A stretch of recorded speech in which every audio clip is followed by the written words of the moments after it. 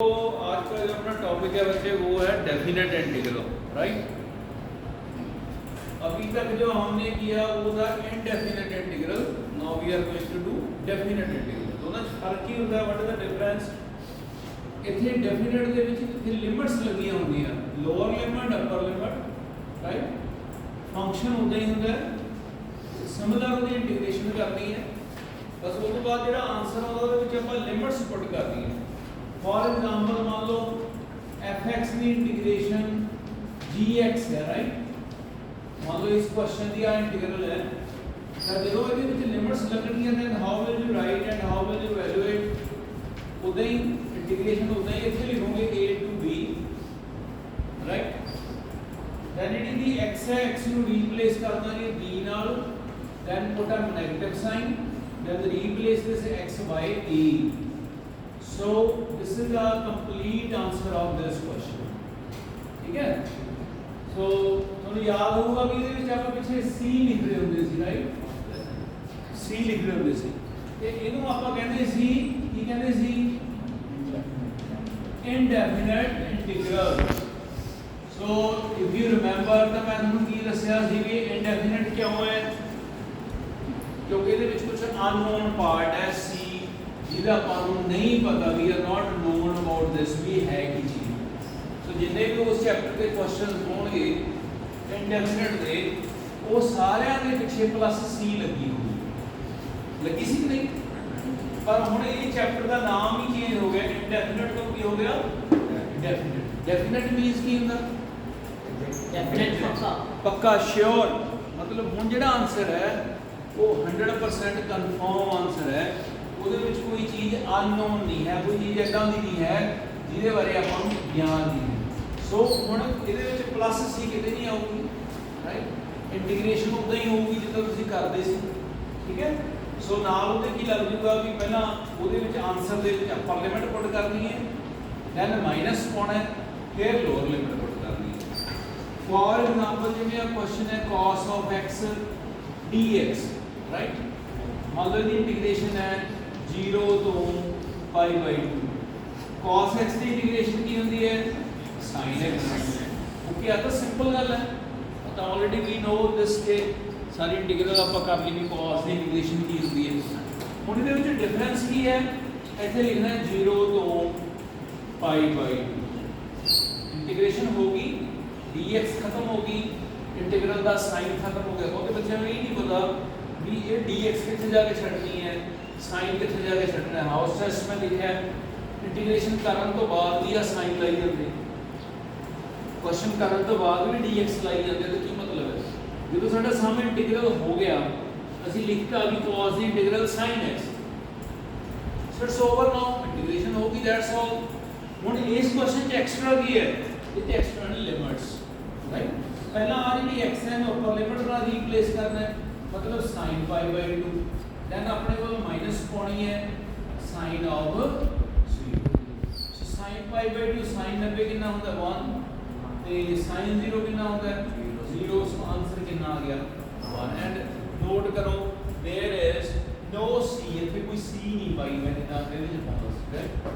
ਸੋ ਇਹਨੂੰ ਕਹਿੰਦੇ ਬੱਚੇ ਡੈਫੀਨਿਟ ਇੰਟੀਗਰਲ, ਇਹਦੇ ਵਿੱਚ ਲਿਮਿਟਸ ਲੱਗੀਆਂ ਹੁੰਦੀਆਂ a to b, ਠੀਕ ਹੈ। ਉਹ ਮੈਂ ਸਿੰਪਲੀ ਕੁਐਸਚਨ ਇੰਟੀਗ੍ਰੇਟ ਕਰਨਾ ਹੈ ਤੇ ਦੈਨ ਲਿਮਿਟਸ ਪੁੱਟ ਕਰਦੀ ਹੈ, ਪਹਿਲਾਂ ਅਪਰ ਲਿਮਿਟ ਪੁੱਟ ਕਰਦੀ ਹੈ, ਫਿਰ ਮਾਈਨਸ ਪਾ ਕੇ ਆਪਣੇ ਕੋਲੋਂ ਲੋਅਰ ਲਿਮਿਟ ਕਰਦੀ ਹੈ, and you will get the answer, ਠੀਕ ਹੈ। So it is the fundamental theorem, fundamental formula of this chapter. ਇਸ ਤੋਂ ਬਾਅਦ ਇਹਦੀਆਂ ਕੁਝ ਪ੍ਰੋਪਰਟੀਜ਼ ਨੇ, ਕੁਝ ਆਪਾਂ ਸਬਸਟੀਟਿਊਸ਼ਨ ਜਿਵੇਂ ਕਰਦੇ ਸੀ ਉਹਦੇ ਅਕੋਰਡਿੰਗ ਇਹਦੀ ਲਿਮਿਟਸ ਕਿਵੇਂ ਚੇਂਜ ਕਰਦੀ ਹੈ, ਉਹ ਆਪਾਂ ਅੱਗੇ ਡਿਸਕਸ ਕਰਦੇ ਹਾਂ। ਇਹਨਾਂ ਨੋਟ ਕਰੋ, ਜਿਵੇਂ ਆਪਾਂ ਸਮਝਿਆ ਵੀ ਵਾਟ ਇਜ਼ ਡੈਫੀਨਿਟ ਇੰਟੀਗਰਲ, ਇਹਦੀ ਐਪਲੀਕੇਸ਼ਨ ਬਹੁਤ ਜ਼ਿਆਦਾ ਹੈ ਇੰਜੀਨੀਅਰਿੰਗ ਦੇ ਵਿੱਚ, ਸਮਝ ਗਏ। ਬਹੁਤ ਜ਼ਿਆਦਾ ਯੂਜ਼ਫੁਲ ਕਨਸੈਪਟ ਹੈ।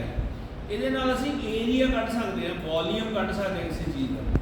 ਸੋ ਜਿਵੇਂ ਆ ਤੁਹਾਨੂੰ ਮੈਂ ਐਗਜ਼ਾਮਪਲ ਦੱਸਿਆ ਵੀ cos x, ਆ ਜਿਹੜਾ 1 ਆ ਗਿਆ, what is this 1 and what is this cos and what are the limits. ਦਾ ਮਤਲਬ ਕੀ ਹੈ, ਮਤਲਬ ਮੈਂ ਤੁਹਾਨੂੰ ਦੱਸਣ ਲੱਗਿਆ, ਸਮਝੋ ਗੱਲ ਨੂੰ। ਤੁਸੀਂ ਜੇ cos x ਦਾ ਗ੍ਰਾਫ ਬਣਾਓ, ਠੀਕ ਹੈ, ਜਿਹੜਾ cos x ਹੁੰਦਾ 0 ਤੋਂ 90 ਡਿਗਰੀ ਤੱਕ, ਇਹਦਾ ਜਦੋਂ ਗ੍ਰਾਫ ਬਣਾਓਗੇ ਕਾਗਜ਼ ਦੇ ਉੱਤੇ, ਮੰਨ ਲਓ ਇੱਥੇ पाई by 2 ਹੈ, cos 0 1 ਹੁੰਦਾ ਹੈ, cos 90 0 ਹੁੰਦਾ ਹੈ, ਇਹਦਾ ਐਕਚੁਅਲ ਇਹਦਾ ਗ੍ਰਾਫ ਬਣਦਾ ਹੈ। ओके सो आ जिहड़ा ग्राफ है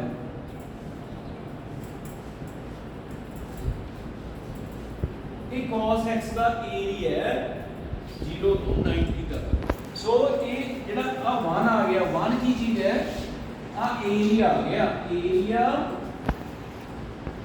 under curve of cos x from 0 to 90 degree it's very important thing भी इसकी एप्लीकेशन कितने है क्योंकि जो अपना मैथमेटिक्स का नाम ही अप्लाइड मैथमेटिक्स है एक प्योर मैथमेटिक्स होता है सो अप्लाइड का मतलब है भी ये जो विषय ਅਸੀਂ पढ़ रहे हैं जो सब्जेक्ट ਅਸੀਂ पढ़ रहे हैं ये इंजीनियरिंग ਦੇ ਵਿੱਚ ਕਿੱਥੇ ਜਾ ਕੇ ਲਾਗੂ ਹੋਊਗਾ ਅਪਲਾਈ ਕਿੱਥੇ ਹੋਊਗਾ ਸੋ ਇਹਦੀ ਜਿਹੜੀ ਆ ਇਸ ਵੈਰੀ ਇੰਪੋਰਟੈਂਟ ਐਪਲੀਕੇਸ਼ਨ ਪਾਰਟ ਹੈ ਇਹਦਾ ਵੀ ਜਿਹੜਾ ਇਹ ਇੰਟੀਗਰਲ ਹੈ ਹੁਣ ਤੱਕ ਤੁਸੀਂ ਮੈਨੂੰ ਪੁੱਛਿਆ ਨਹੀਂ ਕਦੇ ਵੀ ਸਰ ਜਿਹੜਾ ਪੜ੍ਹਾ ਰਹੇ ਹੋ ਇੰਟੀਗਰਲ ਦਾ ਮਤਲਬ ਕੀ ਹੈ ਹੁਣ ਇਹਦਾ ਮਤਲਬ ਪਤਾ ਲੱਗੂਗਾ ਤੁਸੀਂ ਇਹ ਜਿਹੜਾ ਕਰਵ ਮੈਂ ਛਾਪ ਲਿਆ ਆ ਇਹਦੀ ਲਾਈਨ ਛਾਪ ਲਈ ਇਹ ਕਰਵ ਕਿਹਦਾ ਹੈ cos x ਦਾ ਕਰਵ ਹੈ ਜਦੋਂ cos x ਨੂੰ ਕਾਗਜ਼ ਤੇ ਛਾਪਦੇ ਆ ਪ੍ਰਿੰਟ ਕਰਦੇ ਆ ਤਾਂ ਇਦਾਂ ਦਾ cos x ਦਾ ਕਰਵ ਛਪਦਾ ਰਾਈਟ ਤੇ ਇਹਦੀ ਲਿਮਿਟ ਕੀ ਹੁੰਦੀ ਹੈ ਨੇ 0 ਤੋਂ 90 ਡਿਗਰੀ ਸੋ 0 ਤੋਂ 90 ਡਿਗਰੀ ਤੱਕ ਜਿੰਨਾ ਇਹ ਕਰਵ ਦੇ ਅੰਡਰ ਏਰੀਆ ਆਉਂਦਾ ਹੈ ਖੇਤਰਫਲ ਆਉਂਦਾ ਹੈ ਉਹਦੀ ਆਹ ਕੈਲਕੂਲੇਸ਼ਨ ਹੈ कितना एरिया आ गया 1 एरिया समझ लगी तो इट्स वेरी इंपॉर्टेंट तुम भी पता होवे भी ये चीज़ अप्लाई कितनी होती है अगे ਇਹਦਾ चैप्टर भी अपनी बुक ਚ ਉੱਥੇ ਅਸੀਂ इंटीग्रेशन ਨੂੰ यूज़ करके चीज़ों का एरिया ਤੇ ਉਹਦਾ वॉल्यूम ਕੱਢਣਾ ਸਿੱਖਾਂਗੇ सर्कल ਦਾ स्फीयर ਦਾ वॉल्यूम ਕਿਵੇਂ ਕੱਢਣਾ ਹੈ सिलेंडर ਦਾ वॉल्यूम ਕਿਵੇਂ ਕੱਢਣਾ ਹੈ राइट डिफरेंट शेप्स ਦਾ वॉल्यूम ਤੇ एरिया ਕੱਢਣਾ ਸਿੱਖਾਂਗੇ सो ਇਹਦਾ एप्लीकेशन पार्ट है ਜਿਹੜਾ ਐਕਚੁਅਲ ਡੈਫੀਨਿਟ ਇੰਟੀਗਰਲ ਹੈ ਇਹ ਏਰੀਆ ਸਾਨੂੰ ਪ੍ਰੋਵਾਈਡ ਕਰਦਾ ਹੈ ਏਰੀਆ ਦਿੰਦਾ ਹੈ ਇਸ ਕਰਵ ਦਾ ਇਹਦੀ ਲਿਮਿਟ ਹੈ a ਤੋਂ ਲੈ ਕੇ b ਤੱਕ ਠੀਕ ਹੈ ਆ ਨੋਟ ਡਾਊਨ ਕਰ ਲਓ ਪ੍ਰੋਪਰਟੀਜ਼ ਆਫ ਡੈਫੀਨਿਟ ਇੰਟੀਗਰਲ सो बेटा ये ना कुछ स्टैंडर्ड प्रॉपर्टीज ने डेफिनेट इंटीग्रल के जो मोस्ट इंपॉर्टेंट है याद रखने वाली हैं so first property is a to b fx dx is equal to minus b to a fx dx okay कुछ गल समझ लगी की चीज है ਇਹਦੇ ਚ माइनस लिमिट चीज है ਜਿਹੜੀ लोअर लिमिट सी वो अपर होगी जी अपर सी वो लोअर होगी तो एक साइन का फर्क पै गया वो पैना ही सी बिकॉज ऑफ इट्स तो पहला आप आंसर च बी पुट करांगे फिर ए पुट करांगे ये जब आप पहला ए पुट करांगे फिर बी पुट करांगे नैचुरली वो माइनस का फर्क पै गया जी चीज़ ये आंसर च अगे है वो पीछे होगी जी पीछे है वो अगे होगी समझ लग गया सो बहुत सारे क्वेश्चन है जब हम लोड़ पैंदी है भी आप लिमिट्स चेंज कर देंगे राइट ਤਾਂ ਉਹਦੇ ਨਾਲ ਉਹਦੀ ਮਾਈਨਸ ਦਾ ਦੂਜੀ ਪ੍ਰੋਪਰਟੀ ਹੁੰਦੀ ਹੈ ਵੀ ਲਿਮਿਟਸ ਨੂੰ ਅਸੀਂ ਬ੍ਰੇਕ ਕਰ ਸਕਦੇ ਹਾਂ ਜਿਵੇਂ a ਤੋਂ b fx dx ਨੂੰ ਮੈਂ ਲਿਖ ਸਕਦਾ a ਤੋਂ c fx dx plus c ਤੋਂ b fx dx c की चीज है c is any number between a and b a ਤੇ b ਦੇ ਵਿਚਾਲੇ ਕੋਈ ਨੰਬਰ ਹੈ c ਜਿਵੇਂ ਮੰਨ ਲਓ ਐਗਜ਼ਾਮਪਲ ਮੈਂ ਦਿੰਦਾ कि पटियाले तो ਅਸੀਂ चंडीगढ़ जाना राइट हाँ बठिंडे तो चंडीगढ़ जाना राइट तो बठिंडे तो चंडीगढ़ तुम सीधी वॉल्वो च बह जाओ बठिंडे बह गए चंडीगढ़ उतार दो ਉਹਦਾ हो गया बठिंडा तो चंडीगढ़ पर ਤੁਸੀਂ पटियाले चाह पीनी है राइट पटियाले ब्रेकफास्ट करना है तो ਤੁਸੀਂ ਐਂ ਵੀ ਕਰ ਸਕਦੇ ਹੋ बठिंडे तो पटियाले की टिकट ले लो फिर पटियाले ਤੁਸੀਂ चंडीगढ़ की टिकट ले लो राइट पर वो पटियाला ਜਿਹੜਾ ਉਹ बठिंडे ਤੇ चंडीगढ़ ਦੇ ਵਿੱਚ ਹੋਣਾ ਚਾਹੀਦਾ ना कि तुम सोचो मैं जाना तो चंडीगढ़ है चाह मैं गंगानगर पी के आऊँगा फिर प्रॉब्लम आ जाएगी नहीं तो C should be between A and B और ये कोई लिमिट नहीं भी खां नहीं रुकना तुम संगरूर भी रुक सकते हो पटियाले भी रुक सकते हो बरनाले भी रुक सकते हो बरनाले को दीपक ढाबा उत्थे भी रोटी खा सकते हो सो कई बार क्वेश्चन जरूरत पैंदी है कि आपां नूं लिमिट कई थां दे ब्रेक करनी पैंदी है सो वो लिमिट ਨੂੰ ਆਪਾਂ ਉਹਦੇ ਇਨ ਬਿਟਵੀਨ ਲਿਮਿਟ ਨੂੰ ਬ੍ਰੇਕ ਕਰ ਸਕਦੇ ਆ right but the condition is ਜੋ ਇਹਦਾ ਨੰਬਰ ਹੈ ਉਹ ਇਹਦੇ ਇਨ ਬਿਟਵੀਨ ਹੋਣਾ ਚਾਹੀਦਾ ਦੋਨੇ ਪ੍ਰੋਪਰਟੀਆਂ ਕਲੀਅਰ ਹੋ ਗਈਆਂ ਥਰਡ ਪ੍ਰੋਪਰਟੀ ਜਿਹੜੀ ਹੈਗੀ ਹੈ ਉਹ ਹੈਗੀ ਹੈ ਜੀ a ਤੋਂ b fx dx dx, it is a to b f of a plus b minus x dx, right? So कई क्वेश्चन ਦੇ ਵਿੱਚ ਜਿਹੜਾ x ਹੈ ਇਹਨੂੰ ਆਪਾਂ ਨੂੰ ਰੀਪਲੇਸ ਕਰਨਾ ਪੈਂਦਾ, ਬਦਲਣਾ ਪੈਂਦਾ ਕਾਹਦੇ ਨਾਲ? ਆ ਦੋਨੋਂ ਲਿਮਿਟਸ ਦੀ ਐਡੀਸ਼ਨ ਦਾ। ਕਿ ਜਦੋਂ ਆਪਾਂ ਕੁਐਸਚਨ ਕਰਾਂਗੇ ਐਂਡ ਇਹਨੂੰ ਮੈਂ ਅਪਲਾਈ ਕਰੂੰਗਾ ਪ੍ਰੋਪਰਟੀ ਨੂੰ, ਫਿਰ ਤੁਹਾਨੂੰ ਇਹ ਪ੍ਰੋਪਰਟੀ ਸਮਝ ਆ ਜਾਊਗੀ। ਸੋ ਚੌਥੀ ਬਹੁਤ ਇੰਪੋਰਟੈਂਟ ਹੈ, 0 ਤੋਂ a fx dx, 0 ਤੋਂ a f of a minus x dx। This is very important, ਬਹੁਤ ਸਾਰੇ ਕੁਐਸਚਨਾਂ ਦੇ ਵਿੱਚ ਯੂਜ਼ ਹੋਊਗੀ। ਕਿਵੇਂ ਯੂਜ਼ ਹੋਊਗੀ? ਸੋ ਜੇ ਕਹੋ ਤਾਂ ਮੈਂ ਦੀ ਐਗਜ਼ਾਮਪਲ ਹੁਣੀ ਕਰਦਾ ਨਾ, ਤੁਹਾਨੂੰ ਪਤਾ ਲੱਗ ਜੂ। ਸੋ ਇਹਦੀ ਇੱਕ ਐਗਜ਼ਾਮਪਲ ਸੁਣੋ।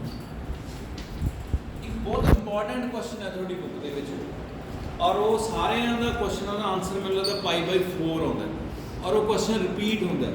ਸੋ ਯੂ ਕੈਨ ਸੀ, ਮੈਂ ਤੁਹਾਨੂੰ ਦਿਖਾ ਵੀ ਦੇਣਾ ਬੁੱਕ ਦੇ ਵਿੱਚ देयर इज वन ਕੁਐਸਚਨ ਜਿਹੜਾ ਪੇਪਰਾਂ 'ਚ ਵੀ ਬੱਚੇ ਬਹੁਤ ਜ਼ਿਆਦਾ ਰਿਪੀਟ ਹੁੰਦਾ ਹੈ ਤੇ ਹੈ ਵੀ ਉਹ ਇੰਪੋਰਟੈਂਟ ਹੈ।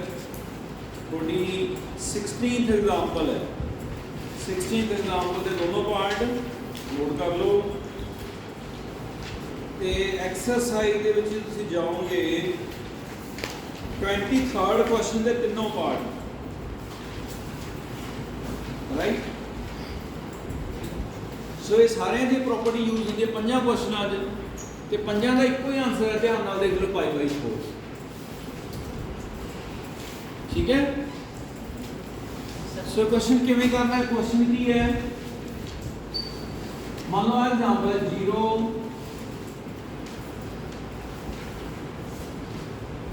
मैं बहुत सिंपल दे बेसिक क्वेश्चन लेता है ना, देखो सो मैं दी इंटीग्रेशन करनी है, राइट? ਇਹਦੇ ਵਿੱਚ रूट्स भी हो सकते हैं, हो सकता है कि tan ਜਾਂ cot लिखा होवे, बाद में चेंज आ स्टेप करना पैंदा। सो ਇਹਦਾ ਨਾਮ ਹੈ, ਇਹਨੂੰ ਕੀ ਸਪੋਜ਼ ਕਰ ਲਿਆ, ਇਹਨੂੰ i ਮੰਨ ਲਿਆ, ਰਾਈਟ? ਸੋ ਹੁਣ ਮੈਂ ਕੀ ਕਰਨਾ ਹੈ, ਮੈਂ ਤੇ ਆ ਪ੍ਰੋਪਰਟੀ ਲਾਉਣੀ ਹੈ, 4th ਪ੍ਰੋਪਰਟੀ, ਰਾਈਟ?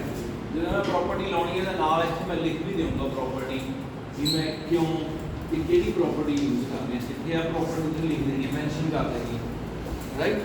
ਸੋ ਇਹ ਪ੍ਰੋਪਰਟੀ ਕੀ ਹੈ ਵੀ ਜਿਹੜਾ ਮੇਰਾ x ਹੈ ਉਹਨੂੰ ਮੈਂ ਚੇਂਜ ਕਰ ਸਕਦਾ ਕਾਹਦੇ ਨਾਲ?